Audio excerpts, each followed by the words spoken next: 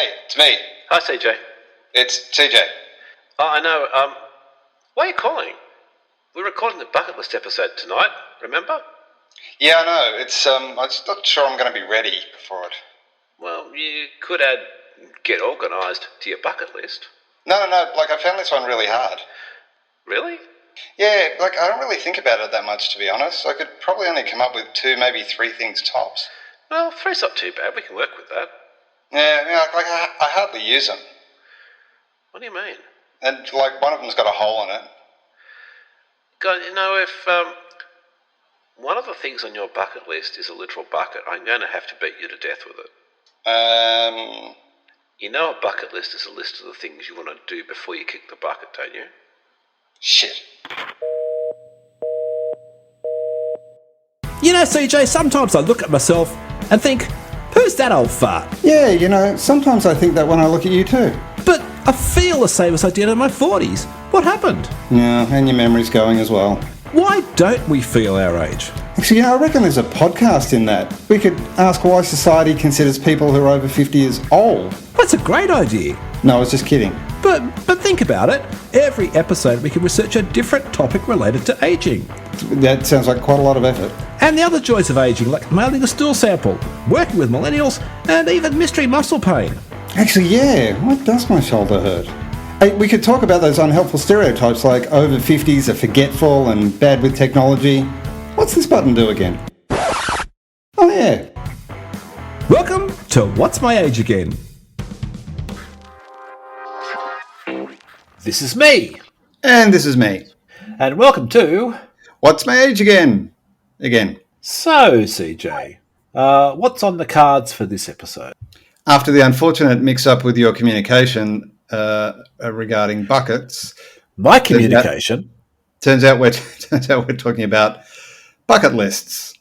So we'll have a look at what is a bucket list. Do you need one? I'm pretty sure there's no laws on that. If you're going to have one, what should be in one? Yeah. And when do you actually go about ticking off all the items? Okay. I'm interested to find out whether you can do it retroactively. Fair enough. I can't wait to find out what I say. Although that applies to any situation. That's correct. So, speaking of buckets, what are you drinking? Where are we going to put this shit?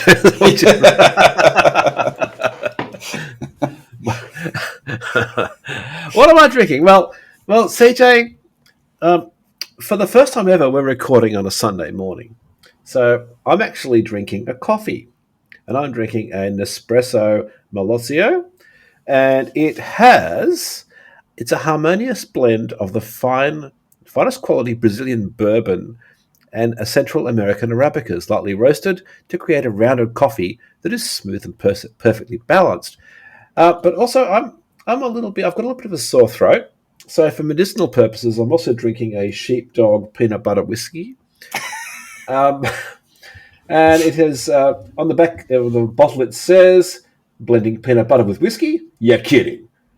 We thought the idea sounded a little nutty too. Grab a bottle of sheepdog peanut butter whiskey and join the pack and wolf down as a chilled shot or over ice. I'm drinking it just not chilled or over ice. I'm just drinking it as it is. And that's quite palatable. That's a pretty decent chunk of whiskey in that glass as well. It's only for medicinal purposes. Yeah. Good. It makes me feel less bad then, because I just figured that we were going to be drinking at 10 in the morning anyway. So on a side note, it's only recently I've been getting Nespresso coffee for 10 years. Right. It's only recently that I discovered that the big capsules are not called Veruto. Virtuo. Yeah, which makes much more sense. Veruto sounds like it's some kind of a sort of anime character. It explains why I was getting so many odd looks every time I went into Nespresso. Well, if you're saying, can I have Veruto? That may be taken the wrong way. What's my beer again? What's your beer again? It's a Veruto. I'm drinking I think we could potentially do what's my copyright infringing beer again. Okay. So this one's from Boatrocker Brewery, which is a brewery in Melbourne, down in Braeside, called Blazing Saddles. Does it make you fart? BA Tex-Mex Stout. So BA being barrel aged. I shall attempt to read the label in the way that it's intended. Saddle up, y'all.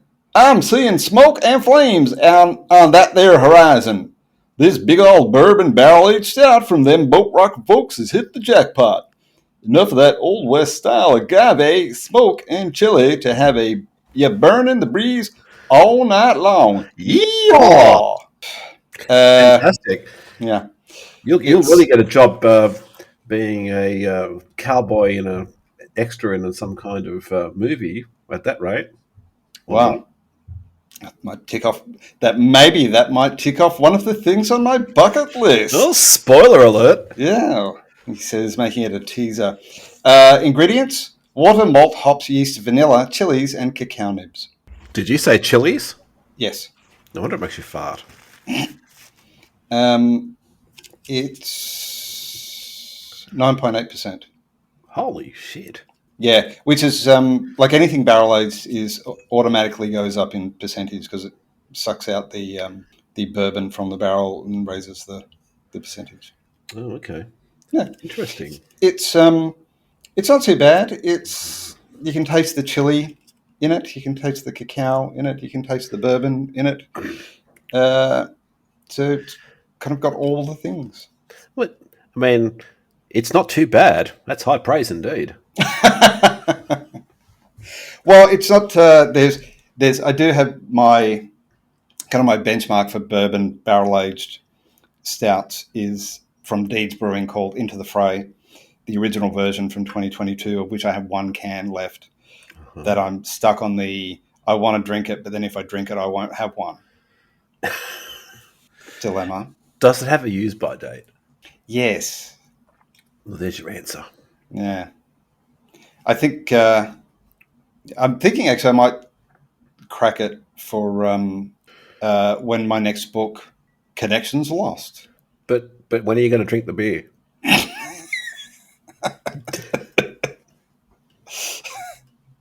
You idiot. All right.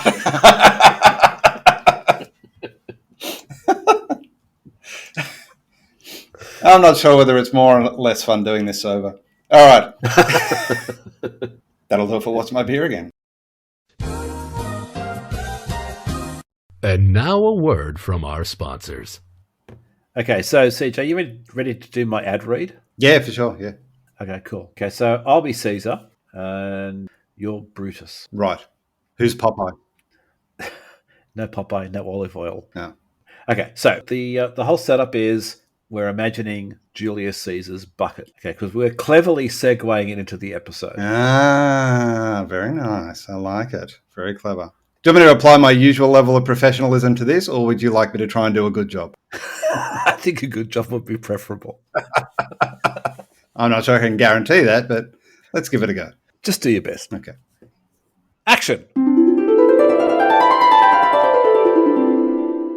Oh, Brutus, I've crafted the greatest bucket list to fulfill my destiny of unmatched greatness. Oh, Jupiter, here we go again. A little bit more feeling, CJ. Sorry. Oh, Jupiter, here we go again. I will lead conquering armies on campaigns in Gaul. I will seduce the very Queen of Egypt. Songs will be sung of my military brilliance. Dude, you're totally up yourself, you know. Brutus wouldn't say dude. How do you know? He might do. Would you say bro? No. Okay. He would not say bro. And I shall reach the heights of politics in Rome itself. My reform shall build the greatest civilization ever known. Sorry, are we still talking about you? Do not doubt me, friend. History will remember my name. Mock me not! There may be some in Rome who may try to bring you down. Do you really think so, noble Brutus? I'd take a stab at it. If you enjoyed this glimpse of Caesar's ambitions, why not add my book, Lightbulb Moments in Human History, to your bucket list? Or maybe to your shopping cart. This book illuminates the breakthrough innovations of early civilizations and follows the ingenuity that powered advancements in ancient technology, culture, governance, and arrogance. Yo, Jules, do you ever get anywhere with that salad idea? Et tu, Brute? Not sure. I don't know if I could eat one.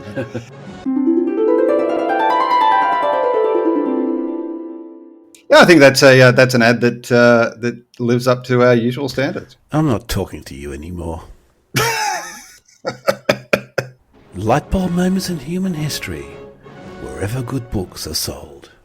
Nailed it. So what is a bucket list? Now, we did a little bit of research, just a little bit.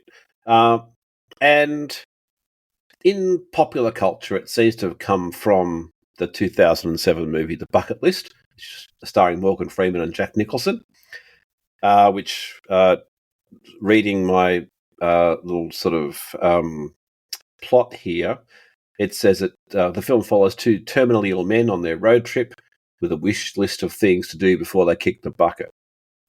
Now, without getting too spoilery, Morgan Freeman's a nice guy who's done everything right and made some sacrifices in his dreams to do the right thing for his family. And Jack Nicholson's been a complete prick who's been divorced 3 times and is estranged from his only daughter and is a total arsehole. And they're both in hospital with terminal lung cancer. And then they just... hilarity ensues. So it's a comedy then. Yeah. But then they go skydiving, race car driving, they climb the pyramids, go on a lion hunt, and then one of them dies. So that's hilarious. I'm glad that you prefaced that with, I don't want to give away any spoilers. For a 2007 movie. Do you know where the term kick the bucket came from? I do not know that. Well, I do. Please enlighten me. Okay. Lucky you said that, because otherwise it would have been just awkwardly hanging. No, please don't tell me. I don't want to know. So apparently there's a misnomer that it comes from death by hanging. So traditionally suicide of somebody standing on a bucket, putting a rope around their neck and then kicking the bucket out, causing them to die. Well, I can see that makes some sense, but clearly that's not correct. Is incorrect. Essentially, no one actually knows. As with all of these fucking things, no one knows where they came from. But general consensus seems to be that it's from like the 1500s. Right. And back in the 1500s, they used to, when they were slaughtering cattle, they would hang them upside down from a beam, and a beam was also known as a bucket. And in fact, in some Nordic dialects, a beam is still called a bucket. So they would hang from a beam, and they would kick the beam as they were dying. Hence the name kick the bucket. It sounds like a very long and convoluted way of describing that. I like the kicking the bucket as you jump off to hang yourself more. But anyway, I don't think you've done some research. I don't think we can determine the origin of a idiom just based on which one we like better. But I like the story better. Anyway, there's one more. Which is that back in the olden days, when you were on your deathbed, the priest would bring around a bucket of holy water. Seems unlikely. A bucket of holy water, because so that your family and friends could flick holy water at you while you were dying. That sounds very cruel. Yeah. Well, actually, when I read it, I kind of went, "Oh, yeah, okay." They're saying it out loud. It's it just sounds like sounds like overkill.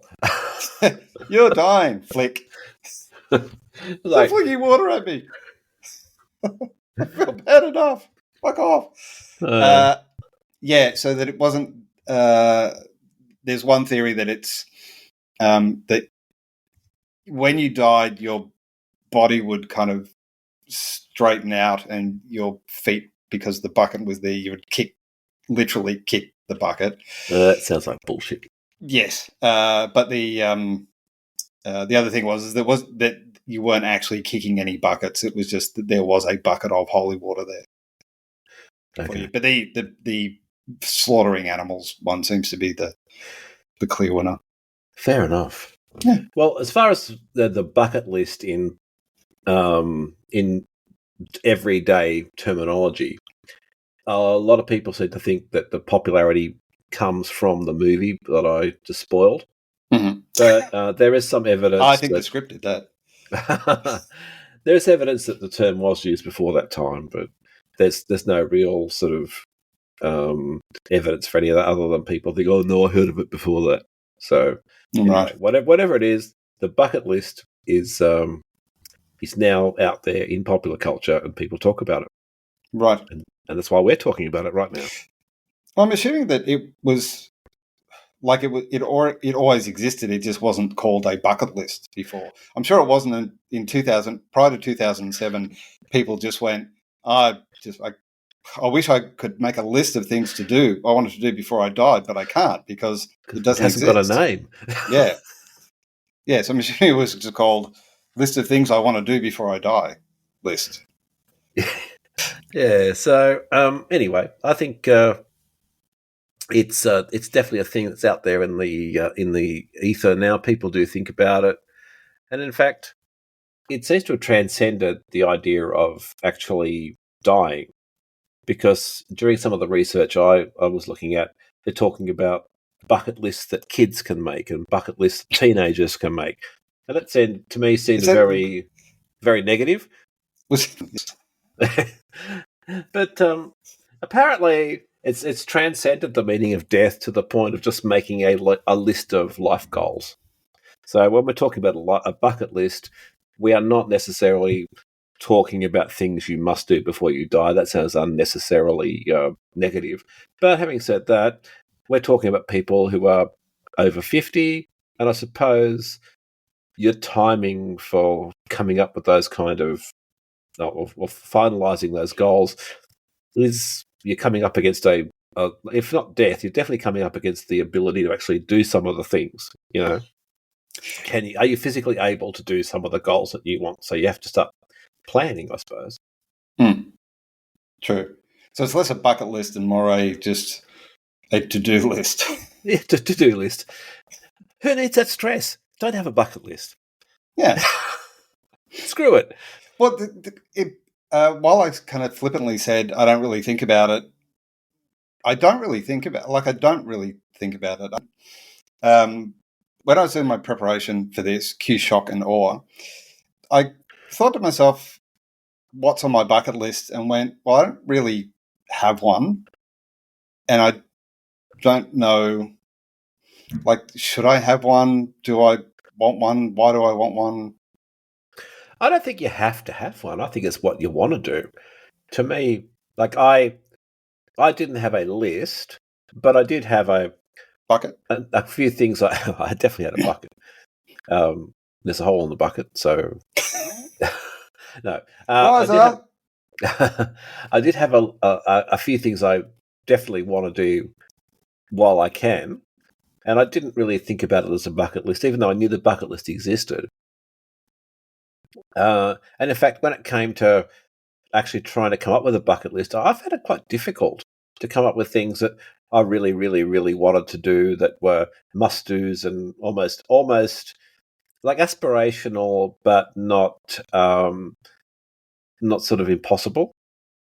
One of the reasons that I found it difficult to go what's on my bucket list, because bucket list to me implies it's got to be something big, and that it's something that you're probably only going to do once.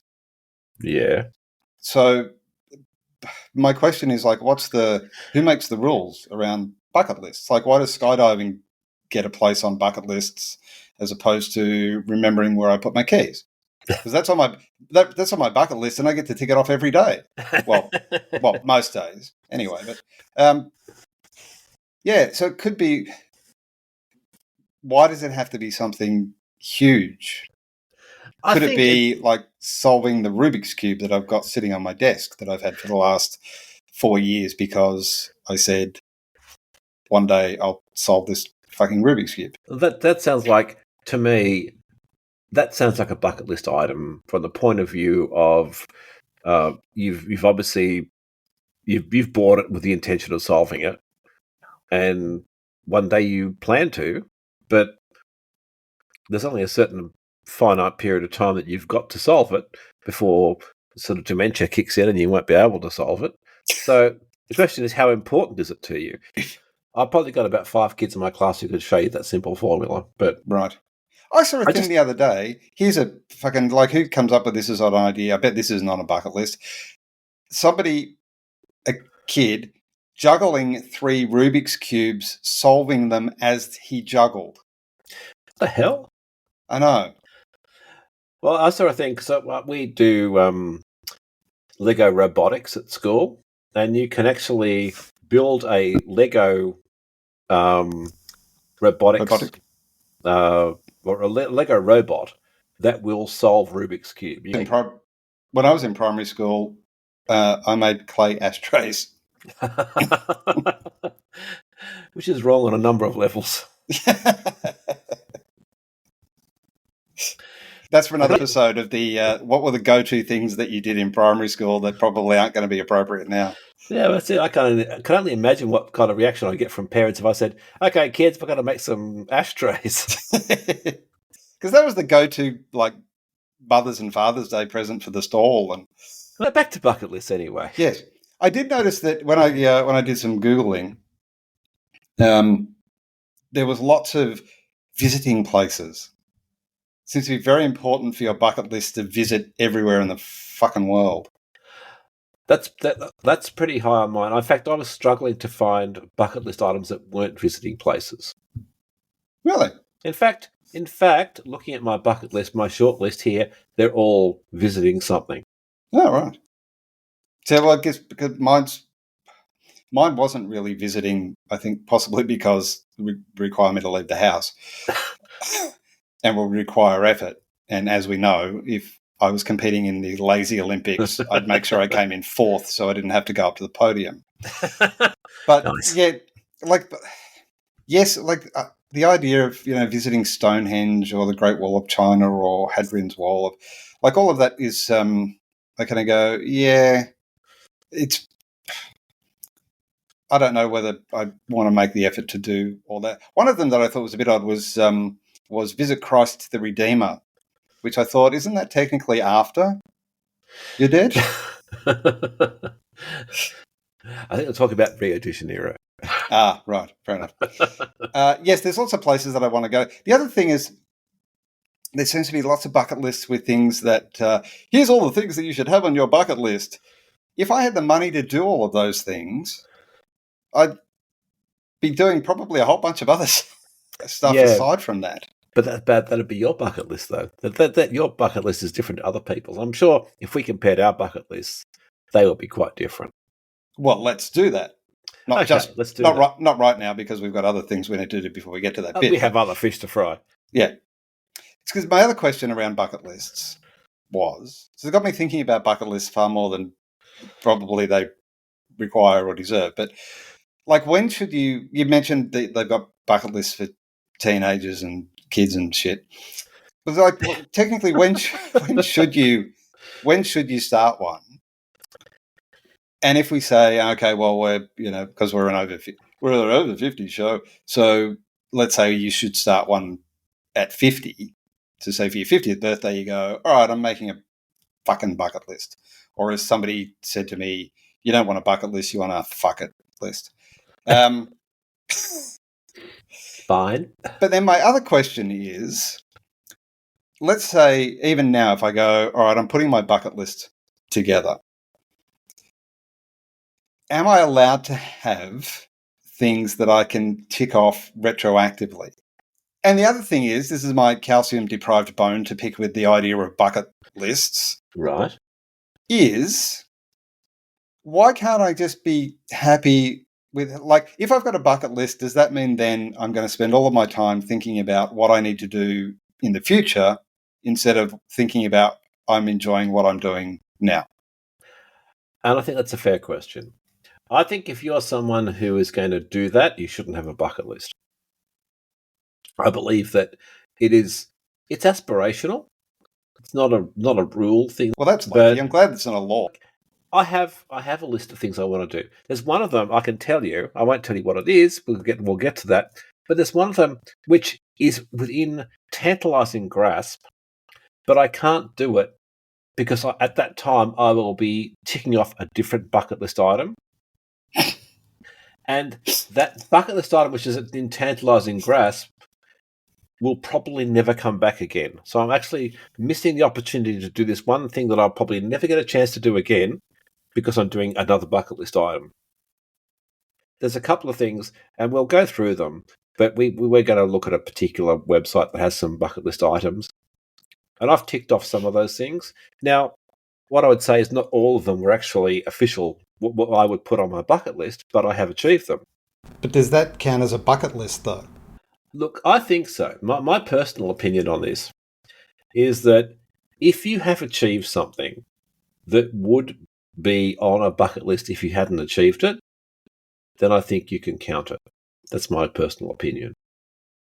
Tell us about this list you found. Okay, this list I found. It's a list of 50 items, which could be quite tedious if we go through all of them. Well, on that list of 50, how many have you done? Okay, I have achieved 6 of those 50, but of those 6, only one of them would actually be on my official bucket list. So even though I've achieved 5 other things that will be on the bucket list of other people, then they wouldn't be on my bucket list. I don't think they would be on my bucket list if I hadn't achieved them. I don't know whether I've done this properly then. Okay, so, what have you done? So on my list, I've got mop, paint.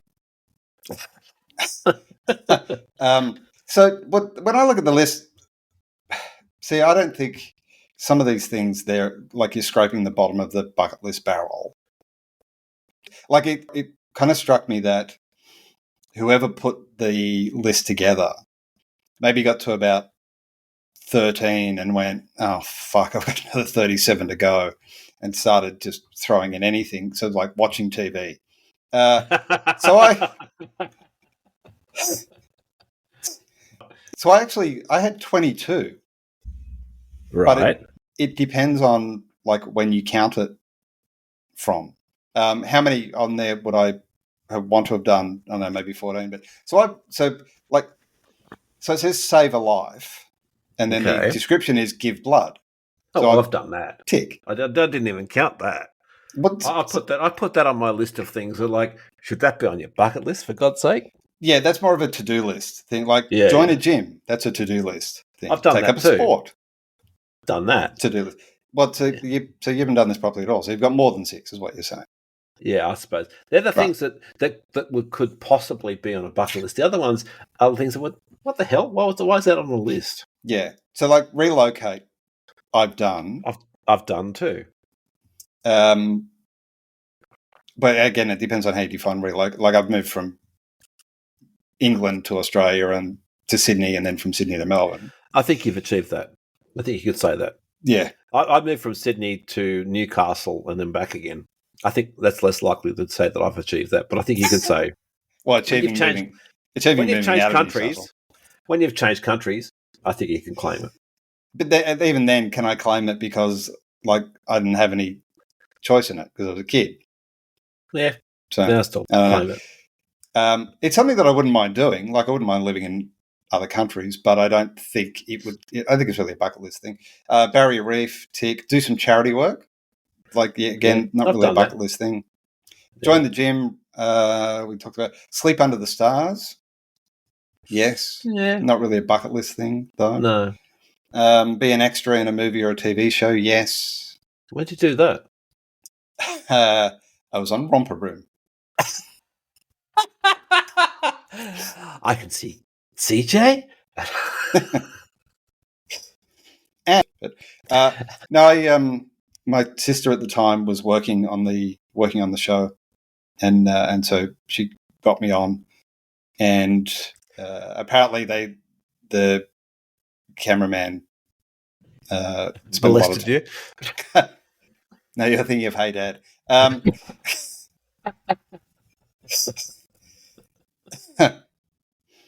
was going to throw in an allegedly there, but I don't even need to because he's been convicted. Yeah, apparently the cameraman, because my sister works in the show, so the cameraman focused quite a bit on me. Anyway, so yes, I have been. Well, I probably saw you on TV then. I would have been watching Romper Room at that time. There you go. Go skinny dipping, yes. I haven't done that. Really? No, I've never done that. Nor have I felt the need. I don't think the world needs to see me naked. No, I think the idea is that, you don't do it at the local pool. And technically, if you really wanted to stretch it, you could say, I've had a bath. So, write a book, yes, tick, done that. Tick. Take a ride in a limousine, yes, done that. Go sailing, done that. See, climb a mountain. Depends on how you define a mountain. Yes. Do a track day. Yes, I've done that. That was fun. Adopt a pet. Yes. Give to charity. So there's adopt a pet and give to charity, not really bucket list things. Yeah. Well, again. They're things I haven't counted. It's starting to get to really scraping the bottom of the barrel. Start a new hobby. Well, I've done that, but I don't count it. What does that even mean? Macrame. But you start a new hobby every 15 minutes. Well, that's you. Well, maybe not every 15 minutes, but it's it's such a vague thing. It may as well be eat some food, read your horoscope. Yes. Go to the bathroom. Yeah. So starting a new hobby is not really a helpful one. I don't think for me. Fair enough. Yeah. So that's the ones that I've done. Okay. So what on that list were the worst ideas that you sort of identified? Have a family reunion. Yeah, that was on my list. Conquer your greatest fear, I guess, because I've got a fear of bucket lists. Okay. See, I have a fear of plane crashes, so I don't want to conquer that fear. Also, one of the other worst ideas was take flying lessons. Well, there you go. You nail it both in one go, 2 for 1. In fact, I could also do 3 for 1 because there's also take a skydive. My one for one of the worst ideas was do a marathon. Like, what the hell? That's something that I wouldn't mind doing. I don't know if it's a bucket list thing, but it's something I wouldn't mind doing. I know some people would say that. I get that. I do understand that people have different ideas than me in that regard. But for me personally, that's like one of the lowest things on that thing. It ranks only slightly above visit Lapland, the home of Father Christmas. Well, see, I had for visit Lapland. I don't really want to, but the way that it described it, with it saying, home of Father Christmas, a visit to this magical landscape could be an unforgettable experience, especially if you take the grandkids with you. Because I thought, if you did that without their parents knowing, it'd certainly be unforgettable, and they'd never find you. Yeah, I'm not sure that the intent behind it was kidnapping, but Guinness Book of Records was a bit that doesn't make any sense either. Well, yeah, I find that being that to be almost impossible, to be honest. Unless you can create one of your own. Yeah, exactly. Yeah, exactly. It's not being in the Guinness Book of World Records isn't like Usain Bolt being the fastest person in the world. No. Like being able to balance a half-boiled egg on your nose while somebody tickles your testicles isn't. That would be an achievement. That could be on someone's bucket list. Who knows? Okay, so back to this list. What was the thing on the list that you had not ticked off that was top of that wasn't on your list that should be? I actually found this one amusing, but then I thought it should probably be the what's on your bucket list? Get your affairs in order, which I took to be. You're gonna die, boy. You're gonna die. Exactly. You're gonna die soon. So every bucket list may be a list of dreams, but don't leave your family in trouble once you're gone. Make a will, pay off debts, and get a personal alarm.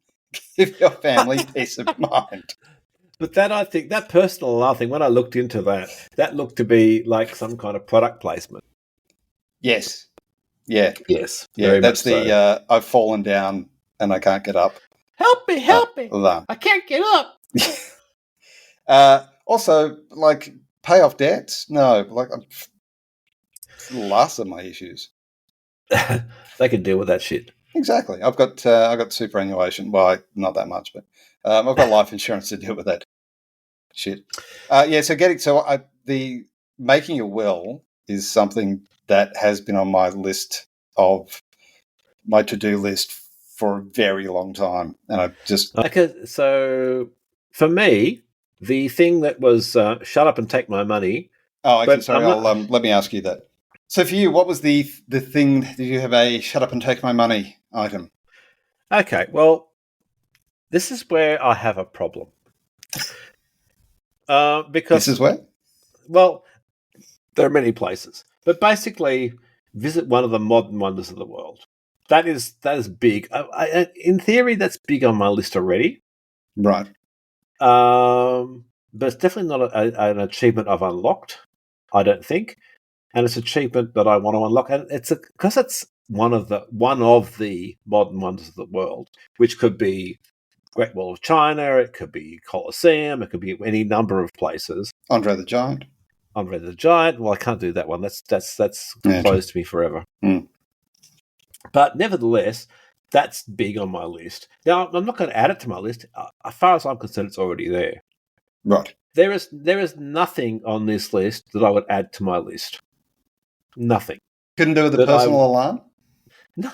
Right, okay. Well, maybe later, but definitely not in the bucket list. Right. So what's on your list what have you added to your list as a result of seeing this list and gone, oh, duh, I don't have that on my list, but I should put it on there?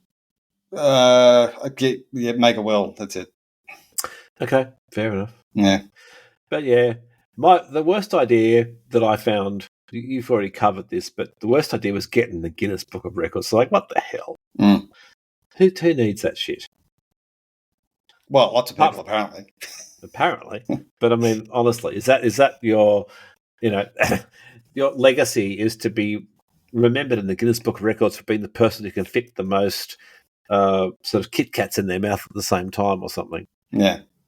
Is that something you want to be remembered for? That's the friend of mine who he's in the Guinness Book of Records, and I say friend, I vaguely know them.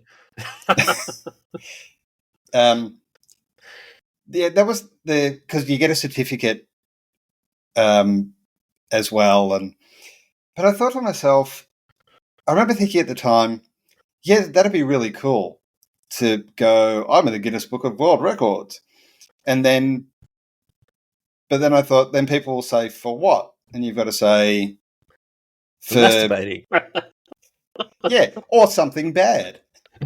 Yeah, it was like, I've got I hold the world record for running around an oval, balancing my testicles on my nose. Or that would be an achievement. As you get older, it becomes more and more of a possibility. So it would be. And I thought, what would be something that I'd be happy to be in the Guinness Book of World Records for, that when people ask what's it for, that I'd be comfortable to tell them without being embarrassed about it, and I couldn't think of anything. That's where writing a book comes in handy.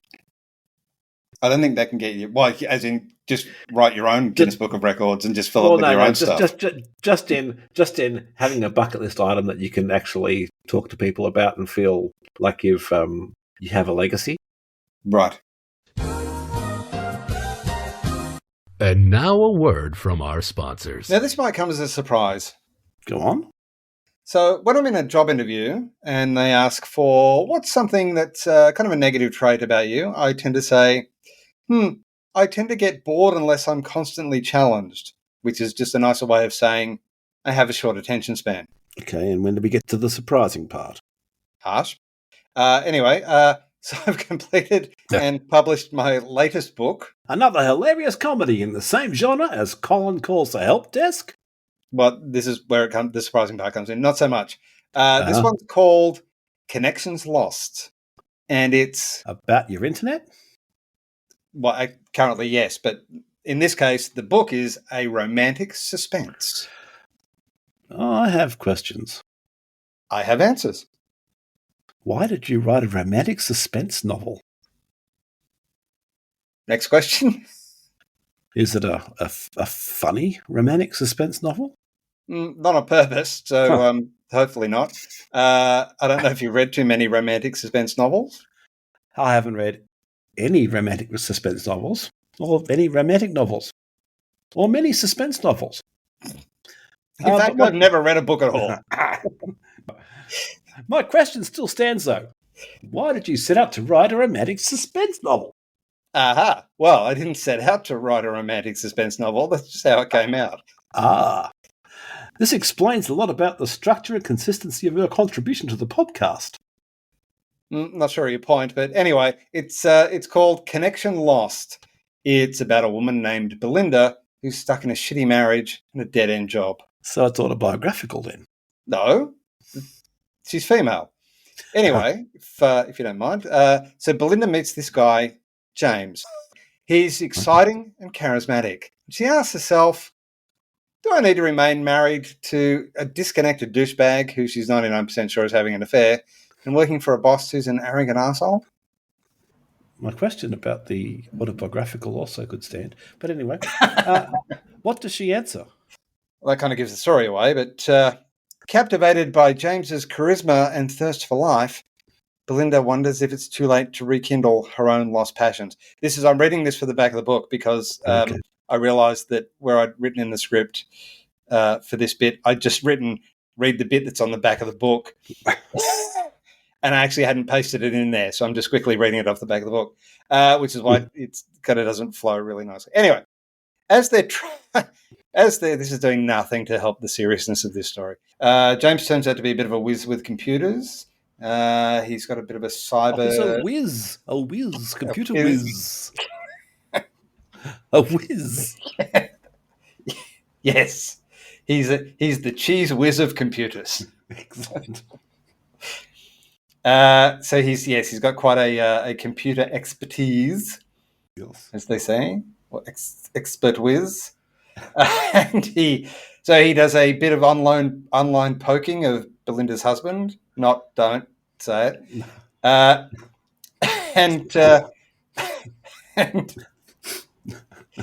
And discovers some shocking revelations. Dun, dun, dun. Exactly. But, plot twist, behind his charming facade is James hiding a dangerous secret of his own. Well, I'm assuming so. Well, okay, yes, technically it'd be probably over in 15 pages, so let's assume he is. Hashtag spoiler alert, thank you. Anyway, what begins as a shared love of books, suddenly because they meet in a library because they've got a thing about romance books. But anyway. Because they read books and I don't. Yeah, exactly. That's why you wouldn't understand this story, because it's about people who read books. What began as a shared love of books suddenly ensnares Belinda in a tangled web of lies, corruption, and conspiracy. With deceit surrounding her, she's forced to question everything and everyone in her life. Sounds more suspense than romance. Yeah, it's kind of what I think too, but there's not really a suspense with a bit of romance thing genre. So, but anyway, it's my first one, so who can tell? Does he Roger her? You have to find that out. You'll have to buy the book. Okay.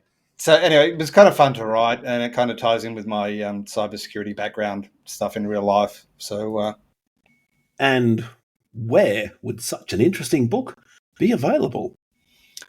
Nice segue, thank you. It is, of course, available in the same place as all my other books on the bookshelf in my lounge room. But if that's too difficult to do, you can pick it up on the Amazon. It's available, as usual, in all the backs. Paperback, Kindle back, hardback, which reminds me, I went to the library the other day and asked for that new book about turtles. Librarian said, hardback? I said, yes, and tiny legs. God. Connection Lost by Elwood Scott. Available on Amazon now. It's not intended to be funny. It's a proper book. It's a serious book. It's a proper book. It's not like the other ones. So if you liked Colin the Koala and Funny You Should Ask, this probably potentially isn't for you. So, CJ, what are our main takeaways from this episode? Bucket of KFC. See what I did there? Takeaway and buckets, right? Yeah, not that kind of bucket. My takeaway from this is I don't have to have a bucket list if I don't want one, but if I want one, I can. It's certainly not an immutable law of the universe. I don't know what that means, but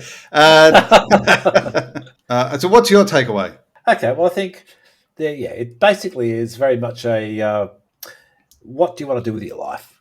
And if it helps you to make a list of those things, fantastic. If you think it's the kind of thing that could be demotivating, because some people might find that demotivating. I know, like I've ticked off writing a book, and I don't really feel that fulfilled. I mean, I'm glad I did it, but I don't feel like, wow, I've ticked off a bucket list item. I am so blessed. I'm just going to die happy. And I think if you're the kind of person who's not going to really feel that achievement, then maybe it's not for you. Yeah, there's no rules. Do what you want. So thanks, listeners, for devoting however long this episode runs for of your time to essentially learn. Fuck it, you bucket lists. You can do it or not, whatever. It's up to you. But it's personal preference, and I think it's worth exploring to find out whether it suits you. And how do we go off ticking off these items? How do we do that? Do we sit there and make a checklist and review it every month and check off things, or do we just a bit more ad hoc than that? That's a really good question. I don't know, and it's something that we probably should have thought about and talked about during the episode. Let's talk about it now. I would tick them off after you've done them. That's all I really got. That depends. Do you have a physical list? No, you didn't ever make one up till this episode. I didn't have a physical list till this episode. Yes, writing a book was on my list, but I didn't have it written down somewhere, and I didn't go checking it off. Well, there's a whole bunch of psychology around goal setting, and like it depends on whether you consider a bucket list a series of goals to achieve or a series of stuff that you might like to do. Because if it's intended to be a series of things that you want to do before you die, then there's a whole bunch of psychological stuff that says you should write it down and you should review it and you should work out. Otherwise, it's just a bunch of stuff that maybe I'll stumble into one day. Otherwise, you get a performance review with God at the end. Well, you technically do anyway. But so that would be maybe that's the key question that we maybe should have answered during the episode. Yeah, are they goals or dreams? Goals or dreams? I think it depends on the individual. I don't think there's an answer purely because for some people they will be dreams, for some people they'll be goals. That's just how it is. Why can't I have travel to the moon if it's not a goal? My argument is if they're dreams, they should be dreams that there's a chance of them being fulfilled in a realistic way. And I don't think traveling to the moon, unless you are an astronaut right now, you have a chance of getting to the moon. But there's no rules. That's my interpretation. There are no rules. You do what you like. Well, that's enough about bucket lists. Say good night, CJ. Good night, CJ. Where's that bucket? So, seeing we're in this exciting, innovative season 2 of yours, we should probably do a new intro and a new Outro. Yeah, we should probably do one of those as well. So, what is it we say in the outro?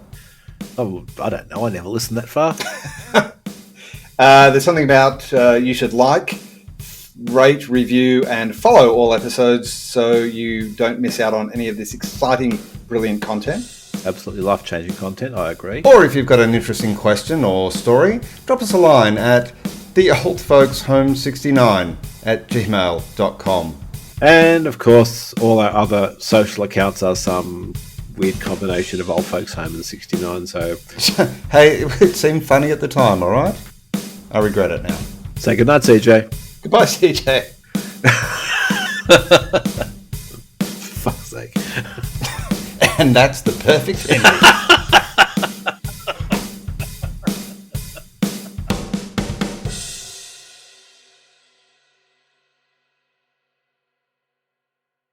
Nailed it.